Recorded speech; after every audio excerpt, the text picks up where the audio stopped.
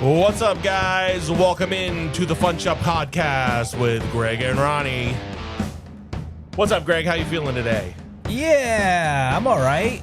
Doing all right? Yeah, I'm surviving, as they say.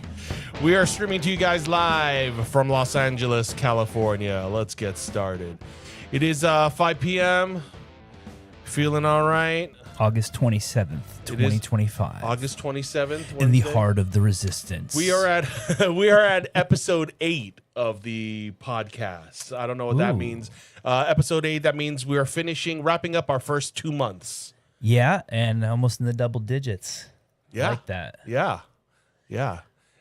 Somebody out there get us a cake. Vegan cake. So to kind of reviewing the weekend, we did do our pop-up at the Rude Shop on Fountain Avenue in Los Angeles. That was fun. Yeah, that was fun. We were there from 12 to 5, kind of kicked it, hung out. Sold a few things. Yeah, sold a few things, drank some beverages, ate some food. Yeah. I walked over to Besties. I had I grabbed me and they have like a chicken, like a fake chicken sandwich special. It's like $6. So grabbed that. That was good. And then they had a key lime pie. I had like a key lime pie soft serve. Ooh, which was really good because like the soft serve tastes like the key lime filling, and then they put like graham cracker crumbs and a little cherry on top. It was really good. I ate it before my food was even ready. As a former Floridian, to kind of massage those. Yeah, honestly though, it's so funny because I've only ever been to Key West like once, and that was before I even lived in Florida. Okay, so it's not like we don't eat like key lime pie all the time. I've never even been to Key West, but like when I went to Disneyland and stuff, it was always like key lime pie. It just. I love key lime pie though, especially when it's vegan. Because I love key lime pie. But interesting. Really I had a couple of questions about the chicken sandwich. Cold or hot? Hot. Like grilled patty or like just like a breaded chicken patty. Okay. Had a slice of cheese. Had some pickles. Mayo. Okay. All right. It was good. It was really good. I'm a Besties fan. I gotta admit, like when I looked at the map at the stuff around, there was a Wendy's like right around the corner. I'm like, all right, I'm doing Wendy's. That's just the easy, It's fat boy like fast food option. No judgment. Nah, it wouldn't be wouldn't be listened to. It was anyway. funny. I like how certain like those like dumb memes pop up, and you're like, oh, you're this old if you remember this. Yeah, and it was funny because I did feel old because they were showing the covered outdoor seating at Wendy's. Do you remember that as a kid? Yeah. Like they had the sun area. Sunroom. Yeah, and they had. I feel like at a lot of Burger Kings they had that too. I like that. Yeah, like and then I remember like they had like the salad bar at Wendy's, and then the little sunroom, and it was that stuff usually doesn't affect me because I don't really get too nostalgic in general. Okay, but certain things just I think kind of trigger memories, and for some reason that triggered a memory. Yeah, whatever. Yeah, so. That was a long weekend for me, man. I like Saturday morning I went to Golden West, which is my first time. Yeah, so that's my first time going there. So that's like more of a swap meet, in the sense that like a lot of like not newer stuff, but newer stuff, and then like bulk items, like like closeout stuff, food vendors, but then a lot of the locker guys go there. Storage guys go there and just kind of like open it up. So I had my buddy Kevin was there. He had some stuff to show me, and I actually didn't find anything else. You're looking for like paper stuff, paper and whatever. But I didn't buy anything. But that was fun. And then Sunday I did my normal. Torrance and Topanga before coming to Patrick's. Oh man, you're a warrior for like when we did go to Torrance, like, and we knew Topanga was up there, we would never do both. That's that's just crazy. Like, it's a pretty easy drive from me. I mean, it's like it takes me a half an hour to get to Topanga in the morning, and then if I leave at the right time to get down to Torrance, it takes me about another half an hour because the 405 is right there. So you just like kind of shoot down. Are you going at 65? Or no, you're mashing it, right? Yeah, well, that's the other problem too. Right, I'm like mashing it. So yeah, then that makes sense. I can understand. I can understand that. Yeah, I'll make it in like less than half an hour from mash. But nothing too crazy this weekend. Got some just like some little photos and knickknacks and nothing too. Yeah, we've been having some crazy weekends like the past few weeks, so it's like wind down a little bit, maybe dial just a little bit down. Yeah. Let me see. Back to the swap meet, because I had gone to Golden West a few times, so we went to actually Cypress, which is even more of a swap meet than Golden West. I mean, it's even more swappy, And when we say swap meet, it's like a flea market, generally people have a table and it's a little curated. When I say swap meet, I'm thinking of like, guys that just kind of like put out tarps or boxes and just kind of put it down and people kind of dig through it. The thing for me with swap meets is like if there's like booths and they're selling like home cleaning products and like toothpaste and stuff. I'm like, this is, to me, that's more swap meaty. Exactly. Like Cypress is even more so than Golden West. Golden West, I feel like it's like hit or miss a little bit. I mean, I've just heard crazy stories. Like I heard somebody found like a $10 Rolex that was real Rolex and stuff like that. Yeah, happens, that's like a blue moon story. Well, somebody's got to find it. Yeah, true. I usually find toys I'd want, but that are overpriced. Yeah. But I'll tell you one thing. After going to a lot of swap meets and flea markets in Southern California, I feel like that Golden West swap meet has a great variety of food items. Yeah, I was gonna say. I mean that it's crazy because I don't generally eat that early anyway. Yeah, nor do I. But I'm always I was really surprised. Like they had some like, some like pretty official looking like food stands and trucks with like.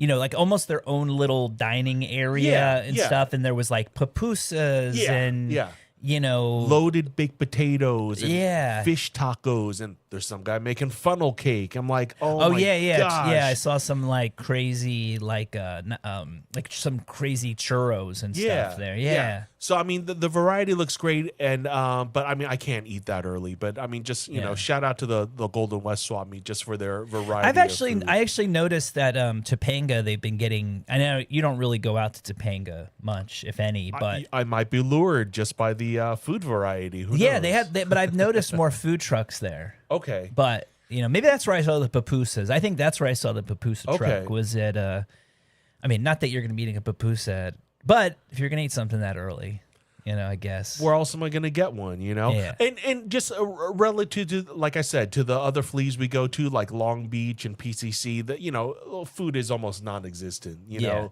And then Rose Bowl, I feel like it's just too expensive, I am going to Rose Bowl September 6th. My brother got us Oasis tickets. So I've never been inside the Rose Bowl for anything. I've only been around the outside for the flea market. Yeah, I've been inside. I've never seen a concert there, but I remember I dropped Lisa and her brother off there to see Beyonce and Jay-Z a couple years ago, and I mean it's a great venue. It's a stadium, but it's like kind of an old school stadium, so it's there's not much more to it than just like at least what I can remember, like the field and the stands, Right. It's a little bit historic for me because the Giants did beat the Denver Broncos in the Super Bowl at Rose Bowl. Oh, really? I actually, if anybody wants to correct me, but I feel like that was the one in a game in. Was that when Refrigerator Perry was playing? No, he was on the Bears. Oh, right. Yeah. No. Lawrence, I always get it confused. Lawrence Taylor might have been in that one. Oh, LT, baby. Yeah. I know that nickname. Yeah, I feel like I don't know. Like I said, I have to do a little bit more research, but I want to say that was at Rose Bowl. Speaking of which, I think he's got one of the worst rookie cards, Lawrence Taylor. Worst meaning value? Like just like the photo. I don't think it's the best photo. Oh, early 80s, I just thought there could be like such a cooler, he's just such a legendary figure, Yeah, no, right, all right. I'll have to look that one up and see. Huh, I don't even remember. Maybe it doesn't suck. Maybe it's me. No, I mean, back then it wasn't what it is now, so people didn't pay as much back attention. then it's not what it is now. If you want to get to our next topic of conversation, which is this. If you didn't know, this past weekend, Heritage Auction House sold the most expensive trading card ever sold at auction. Yeah, $12.9 hammer dollars. Yeah. So I think that's about 14 million after, because you got to put 22%. Okay. Well, I don't know. I think that's why I think people are saying 14, because I think hammer was 12.9. Okay, I don't know. Like what I looked it up before, and Yeah. I thought it was something like 15.6 or something. But then the Google actually corrected me and said it was a 12.9, and the one that it had beat, the Mickey Mantle 52 rookie, 52, yeah, was like 12.6 or like something like that. It was just like it had beat it by like a few 100,000. Gotcha. Yeah, but interesting that it was a dual signed. On card Logoman patches by Kobe Bryant and Michael Jordan. The only one in existence, the one of one. So that beat that Mickey Mantle one. And I thought it was interesting that a basketball card with two of the greats, arguably the one and two of all time. Over the past few years, they've really been hyping up the Logoman cards. I mean, they are pretty special because, they are, I guess as far as the jersey's concerned, I mean, it is kind of the most recognizable, item. Yeah. Other than for that size. Right? Like it fits perfect. You have arguably I don't think that there'll ever be, if there'll ever be a better basketball player in our time than Jordan. Yeah. And if there was, it would be Kobe Bryant. Yeah. Right. And since, obviously since he's unfortunately not with us anymore, there's nothing really that's ever going to happen to him that's going to lower the value of the card. Right. So he's kind of like stuck in history as just this like incredible basketball player, that left us too soon, basically. Yeah. It's interesting though, because we were talking before the show, and one thing that I think about a lot is, just the kind of economics of collecting and sort of, how I've collected and how people collect. And, when something like this sells for so much money, and when you have someone like Kevin O'Leary who, specifically said, me and two other guys, I think it was Shine and who's another big card dealer and one other person sort of went in on it. And, the only thing, he, at least from what I saw, it wasn't talking about, the legends that these guys are, even though it's probably implied. He specifically said, no, I'm buying this because it's a good investment, and which is really interesting because, it goes back to sort of like why people collect to begin with, right. And I think that more often than not, it starts from a place of value, right? Because we don't need any of this stuff. Right. So you I know I'm like might be dragging it out, but I guess what I'm kind of trying to say is that it sort of makes me think about what I'm buying as an investment and what I'm buying because I like it and to collect it. And I think a lot of times we can get caught up in this idea of buying something because one day it's going to be worth more, but really how much more is it going to be worth? And even in this case with this card, even to buy this card, if it was an Exquisite box, I think even back then those boxes were very expensive. Yeah, like a few thousand. Like a few $1,000 right. Even or for something. collectors, it's on the higher end. Right, yeah. Yeah, one interesting word you used was value, right? Because value with collecting and hunting, and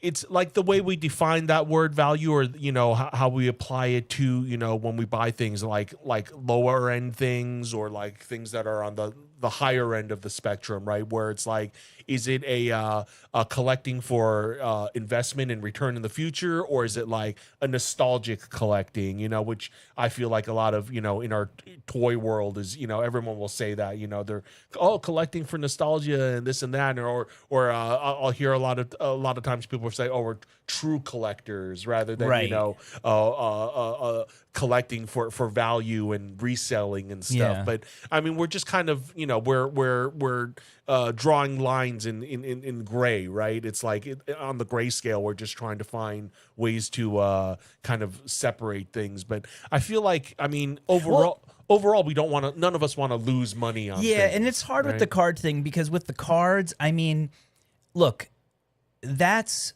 card would have always been a very collectible card, right? Like no matter what the value is, if you're a sports card collector, you would want that card, right? The in your one collection, of one, the one dual of auto, one. yeah, the two greatest, of course. You know, the problem, I guess I don't even say it's a problem, but I guess it's sort of where the nature of collecting is going, especially in the sports card world, is that this is an example of the idea of like, this is what you could potentially get by buying a box of cards, right? And the price has been going up so much more. I mean, I think a 2025 Bowman Chrome Topps baseball is like, I don't know. You'd have to look it up, but it's like I think it's like minimum. It's like $600 or something. And those are like blind box baseballs that are signed? It's like for it's just like for hobby box of like, you know, this year's baseball cards. The cards. Okay. So the value is such that it's kind of like a scratch off ticket, right? Right. Like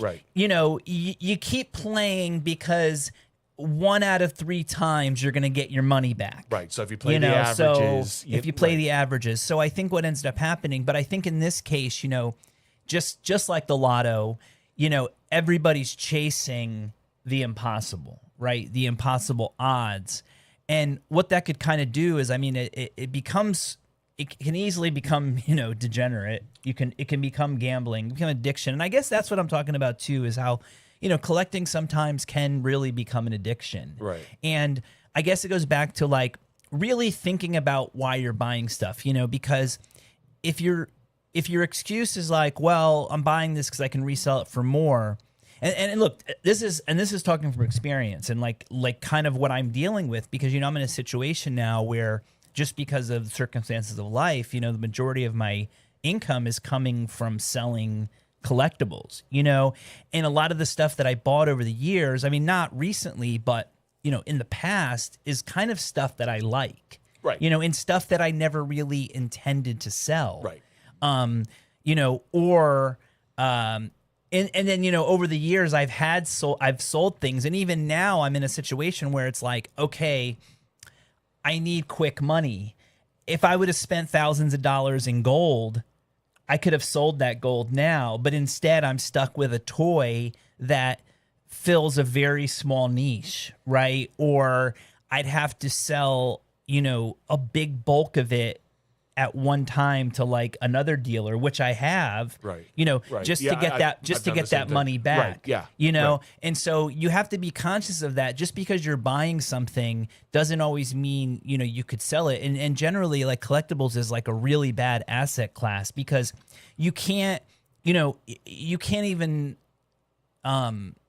insure this stuff. Yeah. You know? But I think it's arguable that I think these days the appreciation of a lot of, I mean, it depends on what collectibles they are, right? Because there's a lot that, you know, won't move at all, and there's some things that will, like, you know, a lot of it. Well, I think the issue is most of collectibles now, it's like it's an artificial scarcity, right? Like, even if it's a one of one, it's just because you're putting a stamp on it and changing the color, right? The stuff that, you know, if you're buying stuff that's like, you know, look, I remember I ran into a guy when we were setting up at the toy show, right? The Geeking Out, and the guy's like, you know, a grown ass man like our age, maybe older, is like, oh, I just spent like $3,000, and it's like, well, what'd you buy? And he's like, oh, I found like a Mint and Pack Lion-O and a Mumra and something else.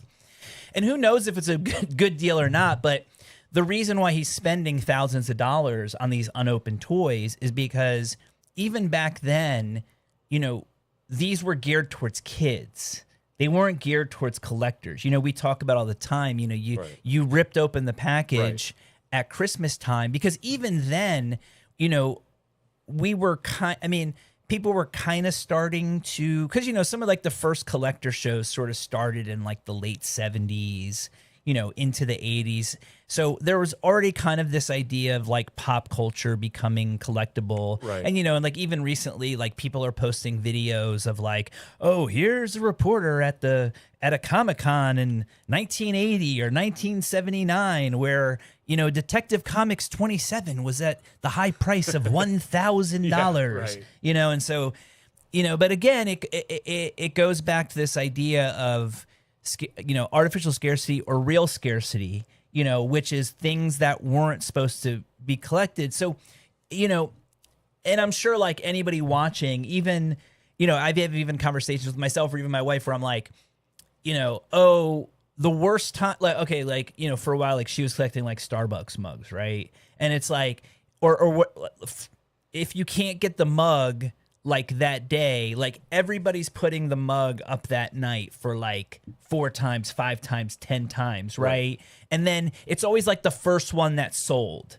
so even like, I haven't looked it up now, but like even when that whole like, Sydney Sweeney bathwater soap, it's like people are paying up to $350 for a bar of soap. And it was probably like the first or second one that sold, right? Or like they'll say people are charging thousands of dollars. And no, it's just some idiots on eBay who are putting something up for $1,000, and then after time, the value goes down. And, I'm not dissing my wife's collection, but, most of the cups she has now are essentially like worthless compared to what they were if she would have sold them right when they were hot. But the whole point of like, but that's where it becomes, and I think that's where the conversation comes weird, where it's like if you're a flipper or a collector, right? Because a flipper's buying it right away to sell it, and the true collector is buying it, and they might sell it a year later, but they're not a flipper. We could talk about this one for hours, I think. In every sort of market, there's the same thing, right? Even with stocks investing, it's like with holding stocks, rather, for long-term investing versus, the short gains and stuff. So it's just strategy. I think it's just all strategy. Thing with everything. But it just seems like with, just because with collectibles and toys, there is kind of like a childhood aspect over it, So it's like you got to do, the better thing, you got to be kind of good, if you focus too much on money or anything, it corrupts the hobby or, I think it's, and like you said, it's something you could talk about for a long time, but I think what argue either side. I think what it becomes to though is that at the end of the day, not today, but the end of some days, I hate that phrase, but it's easy to say.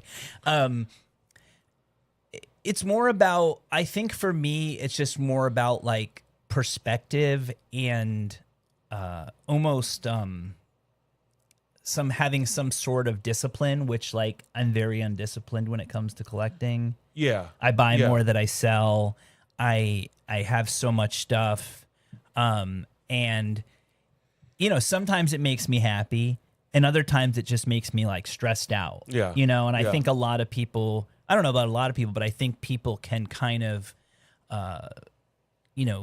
relate to that because the passion for collecting, it can be, and it is a passion, I think for a lot of people. And passions, they wax and wane, right? Right. It's like the rising tides. Yeah, and so that's the point, is that, I get it. you need to always be careful and just, it's always something to think about, because it's that level of becoming a collector and then a hoarder, right?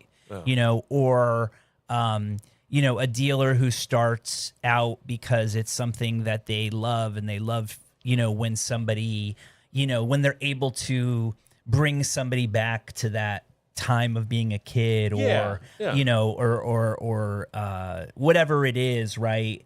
But then, you also get jaded at a certain point because then you're like, well, people just want to buy this type of stuff, or if I really wanted to make money, I would sell this type of stuff, you know? Right.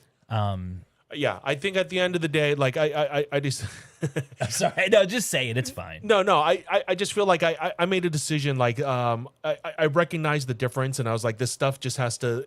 Everything in the hobby has to be fun. You know, the second I feel like it's gotten too serious for me, I got to kind of take a step back. You know, and just let it go. You know, and just look for the fun again, and realize what I'm in it for. You know. Yeah.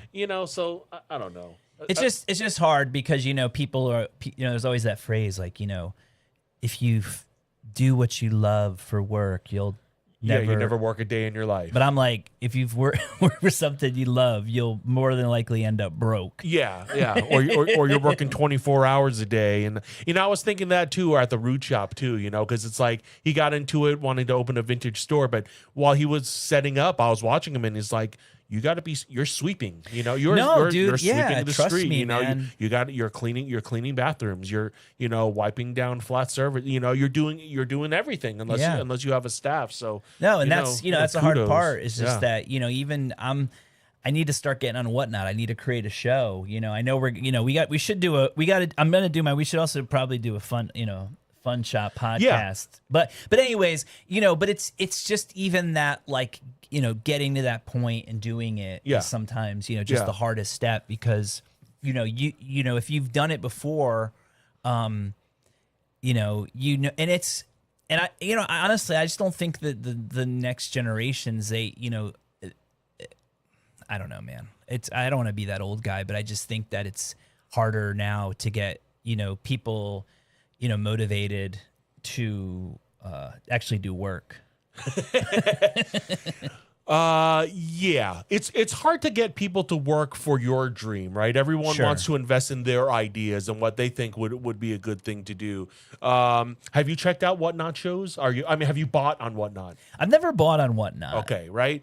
I don't think I've bought on Whatnot. I know I've looked at shows on it before because I'm like, let's see what GI Joes are floating out there, and and I wasn't even actively buying GI Joes, but I'm like, let me check out these markets. Well, here's the thing that the main reason I want to do Whatnot is because I just think that's where the younger customer is. Okay. And I feel like there's more customers. Like, I just feel like I'm always talking about eBay, and all my friends that I'm talking about eBay that sell full time on eBay are like my age, right? They're not.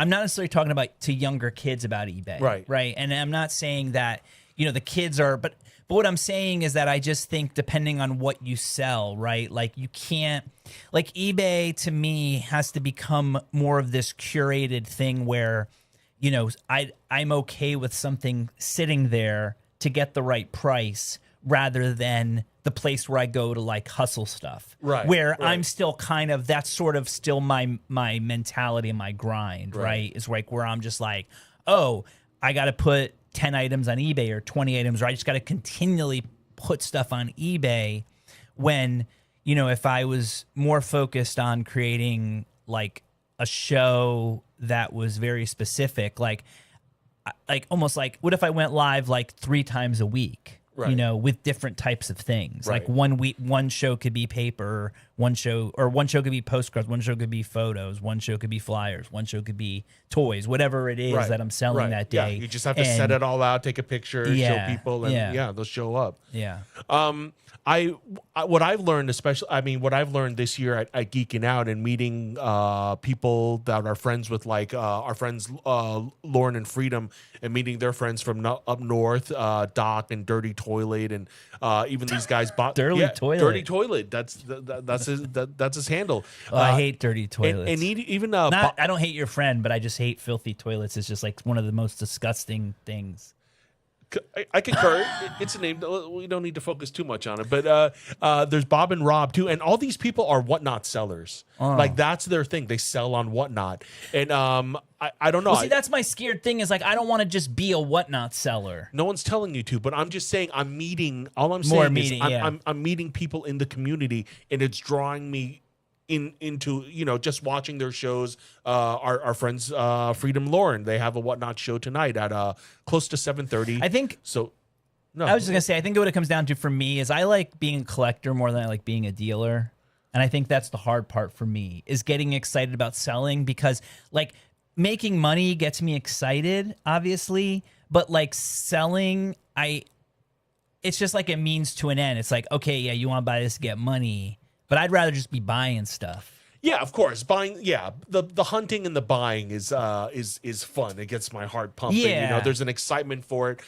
Selling stuff, I have fun selling this stuff too. I honestly hate selling stuff. I only care about the money. You never have fun selling? No. Really? No, because at the end, all I care about is like the money that I can make, the money that I'm making. Okay. Like, I generally like don't care, and I know it's not a good thing to say, but I just no, I don't like. I'm not a salesperson. I don't like hard selling. I don't like convincing someone to buy something. Yeah, I feel like if the item is good, I wouldn't have to convince someone to sell it. You know, if it's the right person, the right time, you know, it just kind of moves. I don't like doing that part too, but I do have fun, like, you know, being the salesman and the showman, and like, you know, look at the stuff that I have, and you know, it's fun, you know, and like, you know, I don't know. That's awesome. No, I'm glad that you do. I mean, maybe we make a good team that way, you know, where it's like, I don't like I don't know, because I'd rather be on the other side, right? Like the dealer mentality is like, I don't know. I guess also too, it's just that thing of trying to be a cool person. I think like becoming a dealer can really make you easily like, you either become jaded or you become nasty or you become like. I don't know. I always thought of it as like a medicine show. Like, not that I'm selling like wares that, you know, have no use, like, you know, what they were. But I just think of that guy, you know, it's like, you know, step on up, you know, look at these wares, you know, like. Maybe I've been that person. Maybe I can be that person. I guess I just, right now, I don't feel like being that person. You just don't have the right products. Like, maybe if it was like, maybe you sell garbage. No, maybe if it was like an old timey like freak show in the 20s, like look at the bearded lady. Oh yeah, yeah. You know, like look at these clowns. Oh, I'd definitely be better in trafficking human freaks than. There you go. That's your recall. You gotta. Well, I was born in Bridgeport, Connecticut. I don't know, which is where at the P.T. Barnum Museum. He's not from, but he's well, I think he might be from Bridgeport. He was, but yeah, he died in Bridgeport. That's where like the Ringling Brothers was. Okay. During like they would, yeah. So you guys got Barnum and Ringling Brothers, and you guys got that pizza. The That's more like New Haven. Oh, is it? Yeah. All right, I take it back. Never mind. I was trying to pump you guys up, but forget about it. Yeah, I don't know. You could pump us up. pump it up. Not like I need to make a trip out there with some of our other buddies and do a pizza run. Yeah, our buddy Kevin was asking about that. Pump it up. Is that some sort of stapler or something? What is that? No, it's just like the Joker. I don't know what this came from. We know it's a Joker, but I mean, no, but it's just like he's just pushing the TNT. Oh, like okay. it's a little doll. But it doesn't. Oh, it is a stapler. Okay. Zap staple. I don't know what the fuck it is, dude. It's just cool. I guess it is a stapler. That makes more sense than. Oh, there it broke. Oh yeah, it is. That's cute. Thanks a lot, guys. See, I don't even know I don't know anything about anything. See? Yeah, because it's like, what was that stapler? Fleecon says selling is the best part to him. He loves selling. And he doesn't think anyone likes dirty toilets either. Yeah, I don't know. I'm just, like I said, I think to me, it's just more about the. Well, I think the other part I don't like about selling is I think I sell stuff too, and it's like too cheap. Like I don't like charging people for like a lot for stuff. Yeah, me neither. And so I think that also is it's hard for me because it's like I almost like want to give stuff away, if that makes sense. I don't, but I feel like I'm always afraid that that I'll price stuff for so cheap, and then when I do like research it or whatever or look at it later, I'm like, oh, I feel like I'm always like legit. I'm always fair, in the window. Like there's a low and a high, and I feel like I'm always riding in between. So yeah, you kind of have to be because everybody else is, well, look with the card thing, it's it's crazy. Everyone's comps, and it's a lot harder with other things to always find comps for everything. Yeah. But, and of course I say that now that I'm fair, but I'm sure there's people out there that are like, oh, this guy charges too high for everything, or no, I don't think so. I don't know. You never know. Everyone has different opinions on stuff. Oh, I know people. I mean, I put my stuff on eBay is like some of it's priced like way too high. Yeah. But that's all because it's like it's a game. Or it's like I'd rather keep it, Like some things I'd rather keep, I'll price high. Or what it is I want someone to make the actual fair offer, right? Like I don't want someone to like if you put it up for what it's worth and then you have make offer, which to me is always like a pet peeve, right? Like having that make offer, but then somebody has like something for $100 and you make them offer for $99 and it gets refused, where it's like people are just putting that in there so that they think, people are going to search for sellers that accept best offers. Right. Right. Oh, I've never done that. Yeah. Huh. Yeah, it's something. Wow. It's something that's done. Yeah. But yeah, I don't know. Look, I guess when you're in the collectible world and stuff sells for crazy money, it's never a bad thing. No. Because it gives not for people, the seller, not for us. Right. Well, it gives people hope to spend money. And it's such a weird world, so complicated, right? Like, and things have kind of fizzled a little bit, slowed down a little bit since compared to COVID, right? COVID, everything kind of, nobody could do anything, so people were buying collectibles, and things have kind of evened out a little bit, right? Yeah, I mean, COVID it ruined so much of life, but it kind of ruined collectibles too. In a lot of ways. then we kind of got like. With the economic state of things right now, with like the tariffs and whatnot, with things how things are handled, we're like, yeah, that's a pretty wild thing, right? Like I saw these people start posting like, we're not shipping, like you can't ship stuff from Japan, or Korea too, or did they fix that one? I don't know. No, I don't think it's fixed. I don't know, but I know with Japan, it's like I think anything was it under 100. Yeah, they'll check or something. Or but if it's like over 100, like if you pay $100 something, you might have to pay like an $80 tariff or something. So it just becomes like almost impossible to, which sucks for a lot of people because a lot of people's customers are international. Right. Right. So yeah, like what you said, I mean, it's such a weird time for collectibles because as far as I'm hearing from some of the bigger, auction houses and stuff, like things are going really well. It's like more money is being spent. Like obviously, you have like a $14 million card. I mean, now money is so strange because it used to be that, it's like the inflation is so much and crypto is, started creating like all these big numbers. So even it's funny because I'm sure people even hear 14 million and they're like, oh, it's not even that a lot of money.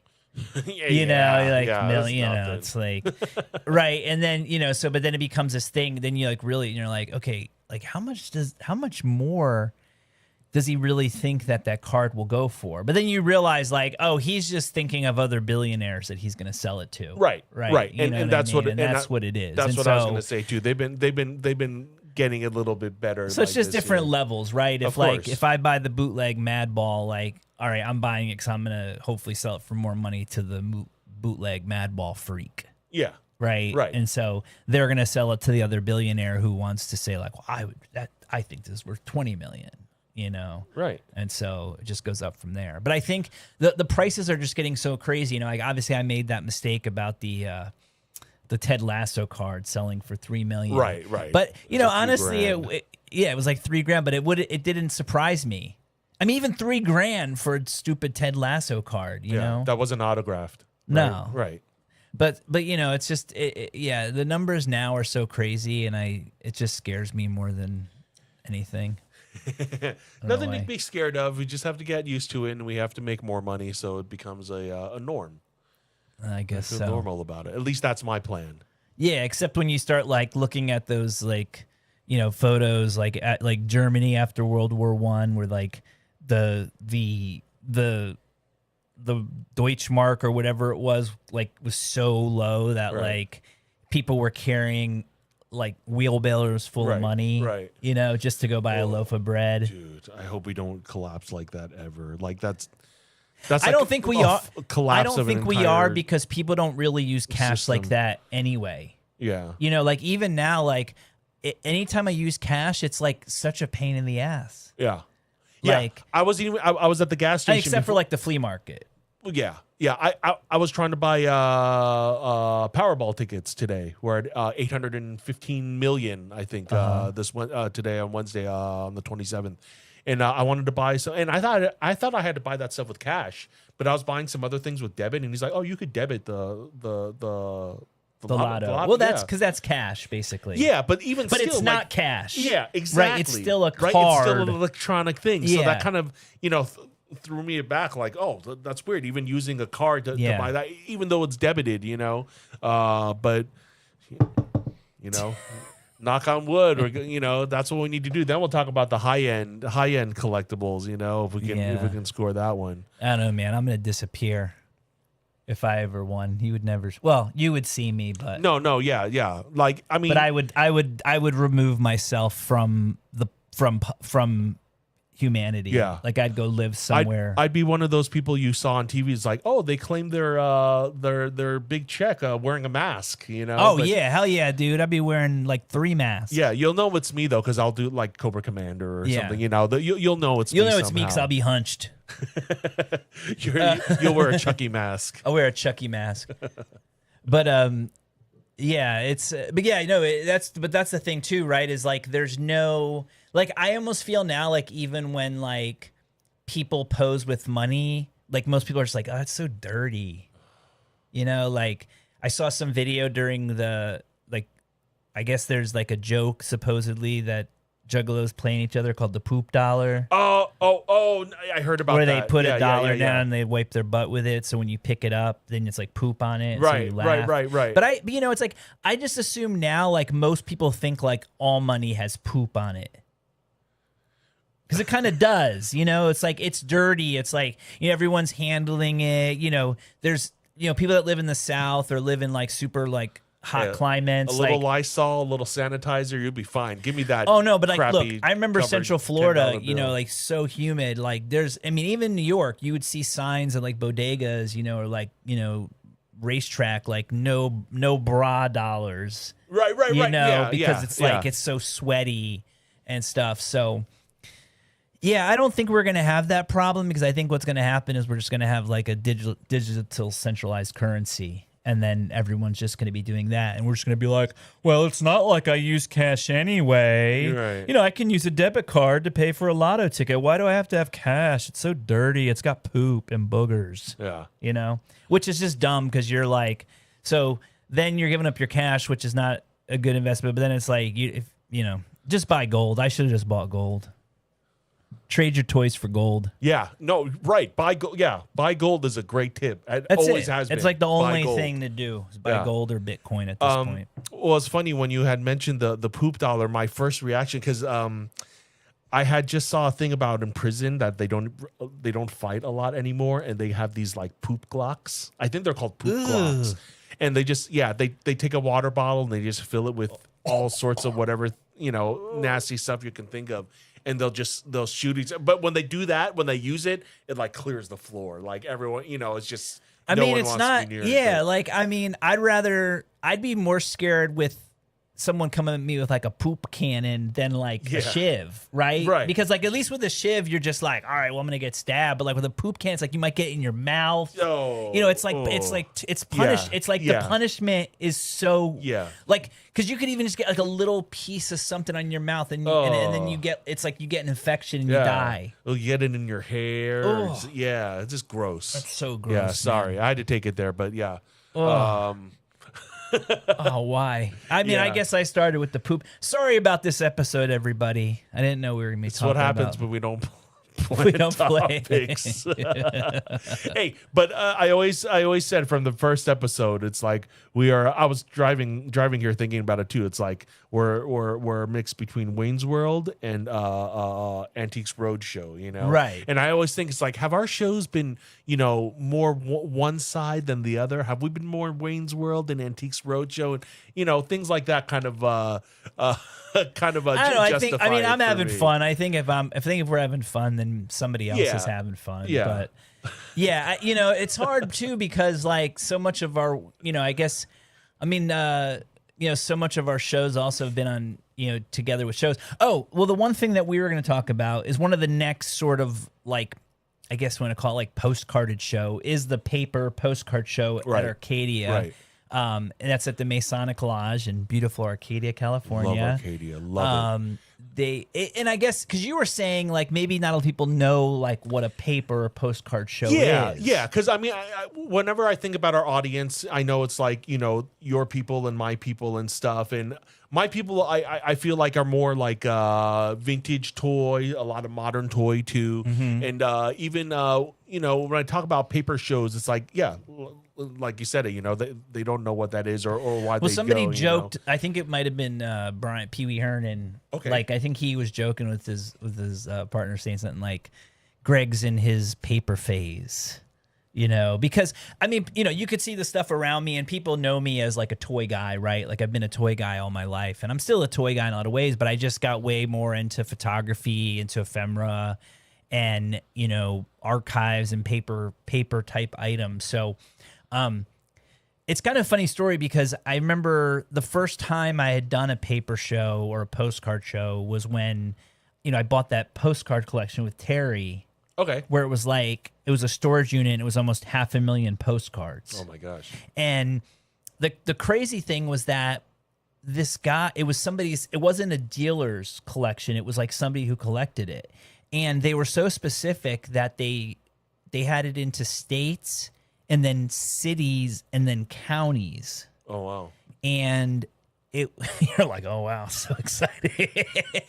I'm just like, it's well. so, like, it is. It's really boring, kind of. But, what it did is it kind of turned me into this whole, like, postcard world, which I've sort of been on the outside. Like, oh, yeah, this is a cool, like, I've had, like, freak photos or, like, Halloween photos or just, like, some, weird press photos or something. But I kind of realized there's a sort of a whole another world in culture. So, you have this thing what they call a postcard show. I like to call it a paper show because I feel like postcards, it's like, do most people even know what a postcard is anymore? Right.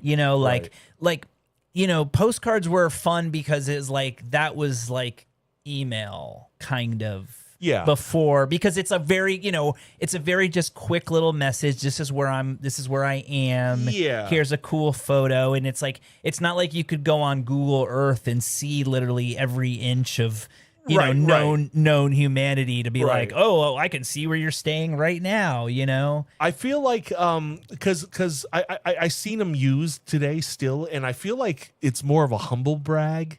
It's like, hey, look at where I am. I'm in beautiful Hawaii. I'm thinking about you here. Here's the postcard. Yeah, like it's humble, but it's also nostalgia. Like last time I was in Japan a couple years ago, like I was in Kyoto and I sent my brother a postcard from Japan, so it would be stamped. But again, like I knew he would. But he's also 66, so it's like I knew he'd appreciate it, right? So yeah, but it's more. So anyways, you have these shows. So this show, it's called Postcard Show, and there's a lot of postcard dealers. I mean, you've come with me many times. Yeah. But there's also like, I don't know, like, well, how would you describe it since you're less in the world? Like, what do you think is cool about it, or not cool, but would you describe it? They have free pizza. No, no.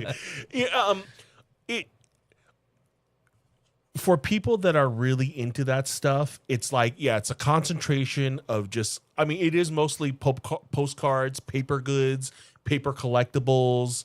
I'm sorry, I'm interrupting you. No, it's okay. I think the thing that people don't realize is that there's like okay, if you're like a horror collector, right, and you collect VHS tapes, you probably also collect like vintage Fangoria magazines. Right? Like if you're I don't know, like if you collect sports cards even. I mean, there's people that sell sports cards there. They might have like ticket stubs. Programs. I'm trying to think, like a lot of historical things like posters. Yeah. Other people bring like some people bring and it's the thing is it could be anything. It might not just be paper. Like people could bring like I don't know. It's hard. Okay. Let's say the time frame. It all encompasses like a time frame between what, the 20s up till what, maybe the 80s or 90s. No, I mean you'll find stuff earlier than the 20s. Oh yeah, well I mean with paper, I mean it can go back, hundreds, if not thousands of years. Yeah, I'm just trying to think. Yeah, there's not one. There's a lot of okay. I'd say the postcards. The postcards are the. I'd say it's like you have like sports, a lot of sports memorabilia that is not necessarily like sports cards. Yeah, or more ephemeral. It's more ephemeral. It is what it is. It's just me. Yeah, like ephemera or ephemeral just means something that's generally made of paper that wasn't meant to be saved. Right. It was just like a napkin, a printed napkin, or like a ticket stub, matchbooks, postcards, ticket stubs, advertisements. And then obviously the photo, and then it also attracts the photo people. People who collect cabinet cards or antique vintage photography. So it would even be like a deeper level of collecting when you have a lot of the main stuff and you want more deeper stuff. Well, yeah, like I'm always joking with our friend Kevin, Vintage Selection. He's a big King Kong guy, right? And I'm when are you going to start getting into the paper? When are you going to start getting into like, oh, I need to get like the Japanese King Kong tickets, or flyers from shows, or photographs of people, at Universal, or like Gorilla. Like that's the other thing too, is like, a lot of people, I think, it's like that term vernacular photography is also something that's kind of been a new term in the kind of zeitgeist of collecting, which kind of gets more into like the snapshots. And and we talked about like a little bit about this. You were like, I was showing you some photos that I had bought, and you were like, I still don't really understand it. But then when I broke it down, and I was like, oh, look at this little kid dressed up as like a witch, Right. You're like, okay, well, I can understand if you collect Halloween stuff or horror stuff. Well, yeah, I think I had broken it down to like occupations and costumes and like outfits, or like technique, or like I was showing you how somebody caught, it's like a dramatic shadow, or it's a double exposure. I think it's one of those things that like people understand collecting photography, but not a lot of people understand like collecting vernacular kind of amateur photography, because to them they're like, well, why would I want photos of people that I don't know? A lot of times it's still like that. I mean, I get it when it's like oh, look at this guy holding a toy and his brother's holding another toy. It's like, oh, I didn't know they came out on the same Christmas, or what, putting things in time frames. Right. That was another thing that I showed you. Like, if it's like 1980s and a kid has the the aircraft carrier or something in the photo. It's just, it's a cool, like, here's like a for instance, right, where photos are interesting. My buddy Eric is selling this Gorn mask at a prop store right now. Okay. And when he bought it, it came with 2 photos of the costume, one signed by the producer of Star Trek. And so, it almost gives it like a visual reference, like that's why, like with the guys who have the best memorabilia authentication is MLB. And I don't know if we talked about this. Major League Baseball? Yeah, Major League Baseball. They have the best, because they hire like ex-FBI and like cops to like, so everything has to be viewed. So, every time a ball is hit, it's like there's a note taking, and then there's something put on it, right? Because it's all like visual. So you could say like, MLB is like one of those authentication, like if it's authenticated, like you're like, you might as well have almost been there because somebody was there to authenticate it. Oh yeah. I mean, I bought some of that stuff. They got people with the whole thing of labels and every ball. Like they have them marked down how many balls strike, like everything. Like they have it recorded for that ball. So no, I get it. Photos, and like this might sound a little cheesy, but the other thing I like about photos, and it was funny because the only reason I brought up the fact that the postcards were broken down so specifically is that when you start collecting and then selling postcards, you realize that there's this one thing they call it a RPPC. So it's a real photo postcard. Okay. And all it is a photo that was printed, when you'd get a photo back from like, back in the day, you drop your photo off at Walgreens or something, right? The back of the photo is going to say Kodak or Fuji or whatever it is. Right. So in this case, they were like, well, on the back of the photo, just print like print postcard on it instead of Kodak. Gotcha. So it says postcard, so then someone could mail it, and they're mailing like an actual photo.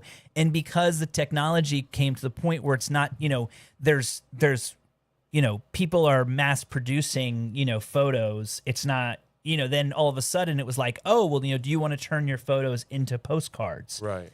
And in a lot of the postcards that sell for a lot of money that are like when you find old towns, right? Because, real photo postcards came out in 1906. Okay. So think about like a town in like Oklahoma or like in Arizona or even in California from like 1907, 1908. Right. That town, a lot of those towns, they just were founded maybe in the 1880s. Right.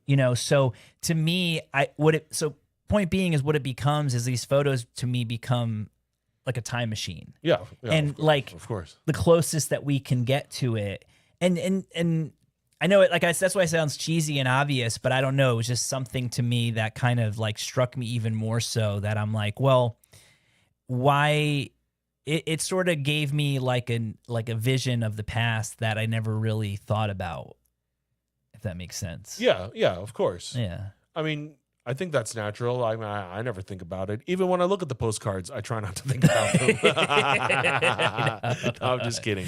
Yeah. But it is like, still like. But it's also the other thing I like about the paper show. Sorry to no. Again, but it's okay. The other thing that I think it's always okay. The thing that brought me to it too is also as an artist and creative, I always get inspired by something I find, and a lot of the people you do see a lot of people that are like writing books or are designers or artists, and they're looking for inspiration because you can really get inspired by some of the stuff you can find because it is all historical and it is in some obviously I'm always looking for the obscure and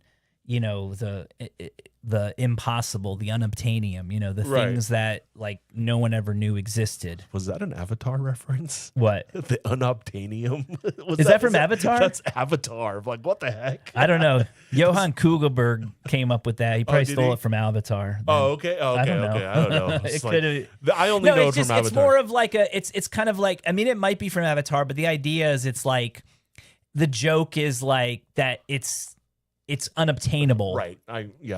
So it's unobtainium. I deduced that. And when it comes to ephemera, you could say that a lot of times because you think about it like, paper is one of the worst things to, keep.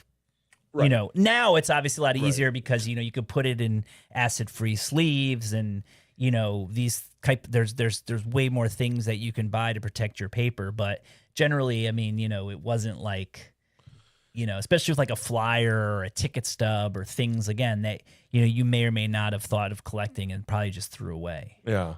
Someone had commented that the show might be a little bit Beavis and Butthead too. And I was going to say, I think it might be a little bit because when I see the paper stuff, I only love the unpolitically correct humor and, anything sexist or, that's un-PC is what I gravitate towards. I love it. I'm like, wow, they had this kind of humor back then. This is great. Well, yeah, that is one thing that could be troubling for some people, but I also think that that's an important thing about these shows too, is like, I think people forget what the world was like before now. Oh, yeah. And so I think it's important to remember, like, no, there were like literal like postcards of people being hung, of people being lynched horrible. That they would sell as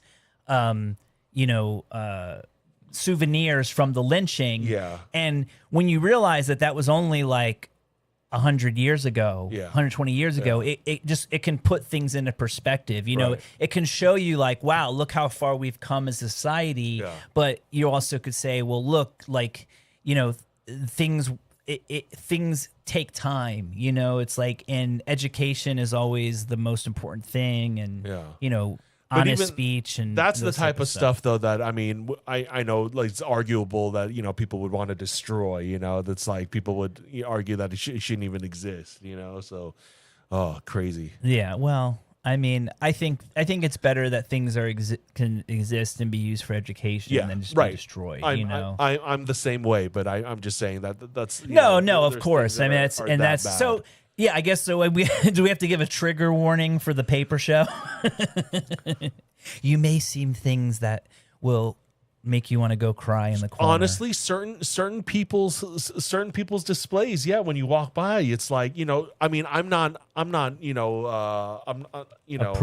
soft, so I don't mind, but you could see some pretty ill stuff, Yeah.